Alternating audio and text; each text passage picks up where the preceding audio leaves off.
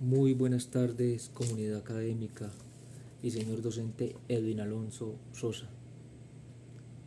Cordial saludo y espero se encuentren muy bien ustedes y su familia.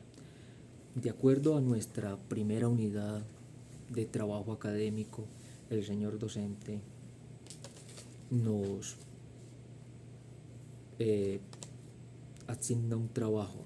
En nuestra unidad vamos a hablar del pensamiento crítico según la legislación documental como consecuencia histórica en la estructura de nuestro Estado colombiano. Vamos a hablar, está clasificado en 7 preguntas, de la A a la G. Por favor, me permito comenzar con la primera pregunta, que nos piden que hablemos del postulado de Noam Chomsky y la problemática documental contemporánea. Me permito. Mi nombre es Jan Alexis Ríos. En los postulados de Noam Chomsky, primero hablemos de Noam Chomsky. Noam Chomsky es un científico, catedrático, emérito de la lingüística, filósofo y político, una eminencia. En una serie de reglas, él hace un tratado, o lo deja, por decirlo así, ese legado académico, que dice que son fenómenos a qué se expresa él, que en toda esta serie de reglas los comportamientos del actual futuro, de los fenómenos, en todo el sentido, si se estudia a profundidad el funcionamiento del lenguaje y sus características, no se estaría haciendo más que un estudio descriptivo. Si hablamos del lenguaje, puede ser muy complejo, que no brinda las explicaciones específicas acerca de cuáles son los principios que efectivamente regulan nuestro lenguaje. Eso quiere decir así que es totalmente con unas características universales,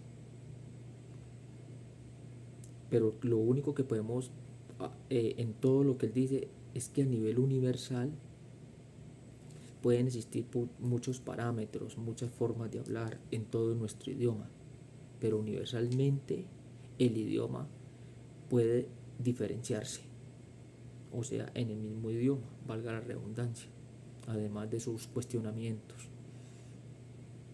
En nuestra problemática contemporánea, nuestra problemática documental contemporánea, el lenguaje es un vehículo del pensamiento. ¿A qué se refiere cuando dice que el lenguaje es un vehículo del pensamiento? De que el pensamiento utiliza, lógicamente, como dice la palabra, nuestra habla.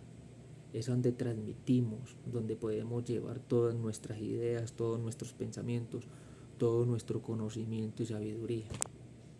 Entonces, en esa palabra dice, el lenguaje es un vehículo del pensamiento. Si falsificamos el lenguaje, falsificamos el pensamiento.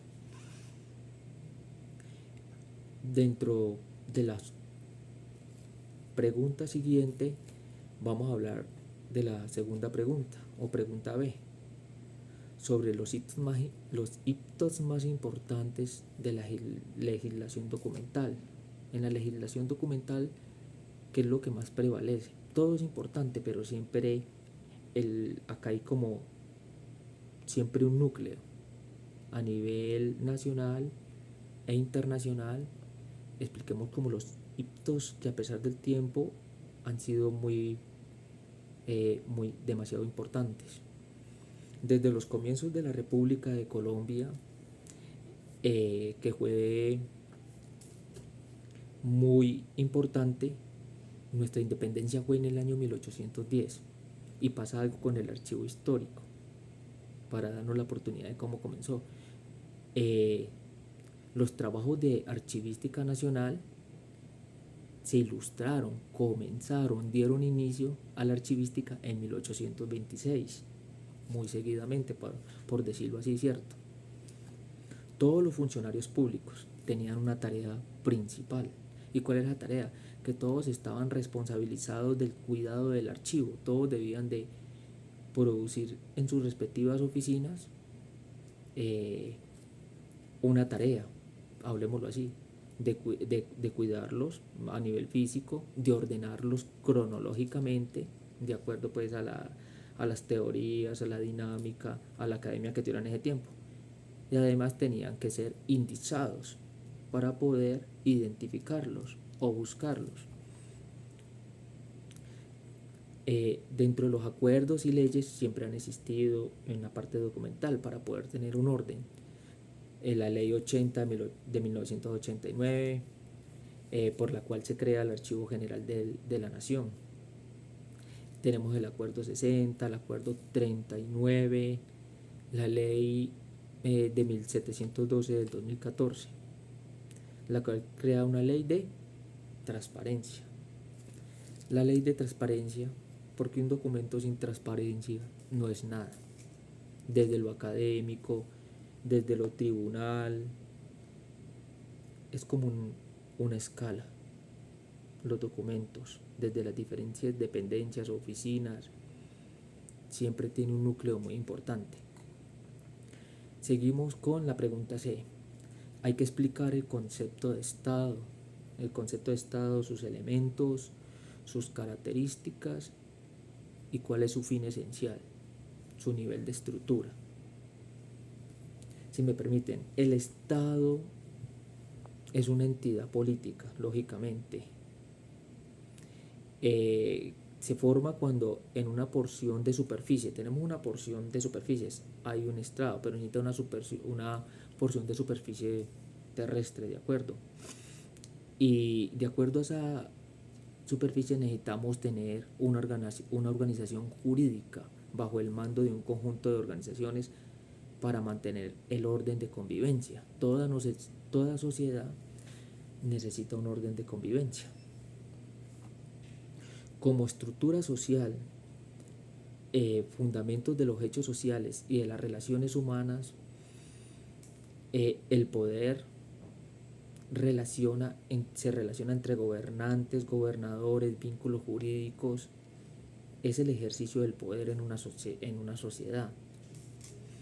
El concepto de Estado se refiere al conglomerado, al núcleo, al conjunto de la política, de la constitución, asentando un territorio determinado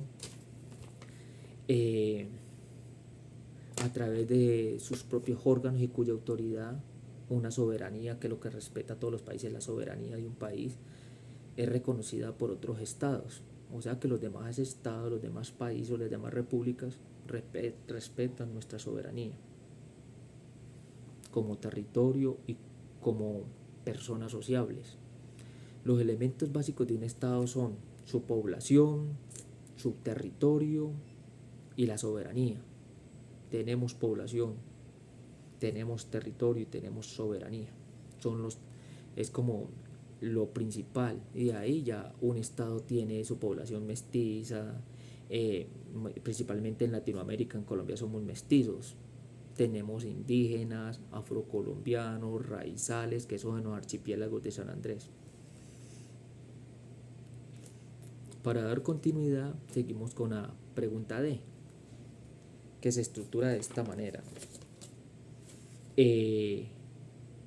¿Cómo está estructurada jerárquicamente la pirámide de Kelsen y la clasificación de la misma? La pirámide de Kelsen es muy importante. Habla de unos pasos que son en 3 niveles, están categorizados de esa manera. Kelsen es de origen austriaco. Él propuso el ordenamiento jurídico, pluralidad de normas, pero las conjugó, que constituyen una unidad, un sistema o un orden que su validez está ahí para poder que tenga la dinámica.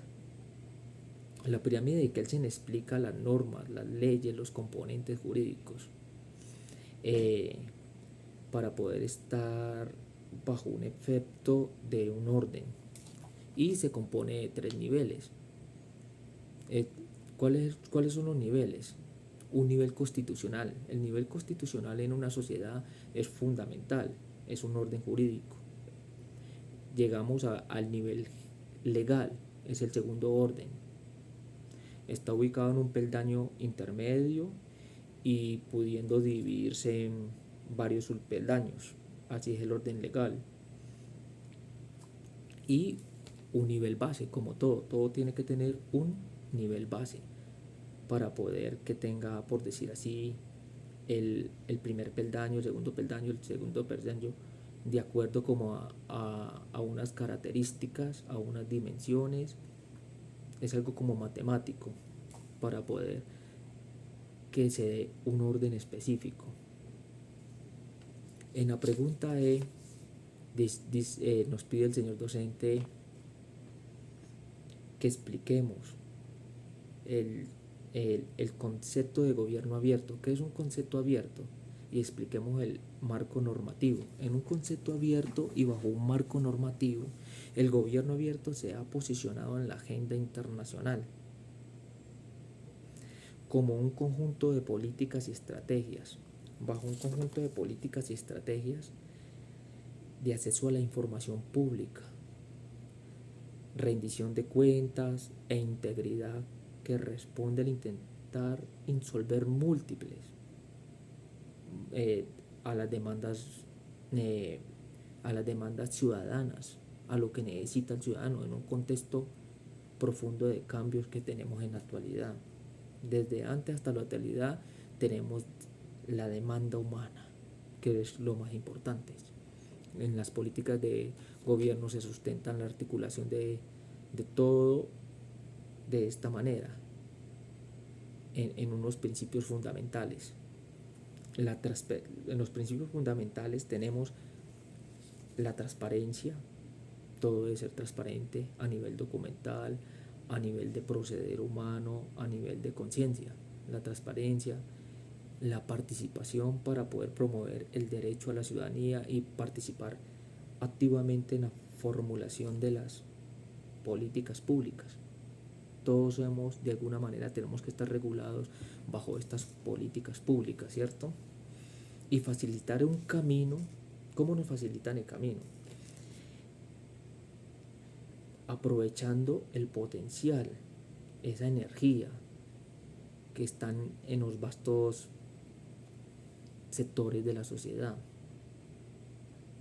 regulados bajo normas, leyes, decretos y normas. Pregunta F. El concepto de transformación digital. Vamos al punto que estamos hoy en día viviendo. La transformación digital, explicar el marco normativo. Debemos de explicar el marco normativo de la transformación digital. El TD, transformación digital, en el gobierno es un compromiso de las entidades públicas. ¿Por qué compromiso de las entidades públicas? El gobierno, de alguna manera, siempre tiene la finalidad de dar garantías a las personas, a su población social, para brindar una mayor calidad de vida. Los seres humanos tenemos que tener calidad de vida para las personas de mayor competitividad y para los que comienzan también. En un contexto social, económico, cultural, para una revolución de cambio. Siempre hemos tenido una revolución de cambio. Esta transformación digital está bajo las políticas de un gobierno digital, que es muy importante que lo tengamos así, en la normatividad, para mejorar la relación del Estado y el ciudadano. Siempre el Estado busca estar de mano con el ciudadano, porque nosotros necesitamos de la información pública. Entonces los trámites, ¿cómo hacemos parte de eso? De los trámites y servicios más ágiles y efectivos para lograr una interacción más sencilla. Todos como seres humanos necesitamos interactuar, necesitamos de un servicio público. Y hoy en día lo digital, estos medios tecnológicos nos permiten ya hacer una transacción totalmente digital. Puede ser una transacción bancaria, financiera, puede ser una transacción documental. Necesito un certificado de estudio. Las plataformas digitales de las universidades, de los colegios, dan clases, permiten descargar documentos, compartir, y fuera eso que estén con sus respectivos derechos. Eso también tiene un marco normativo bajo una ley, ¿no? El artículo 147 de la ley de 1955 del 2019 del Plan Nacional de Desarrollo establece que las entidades del orden nacional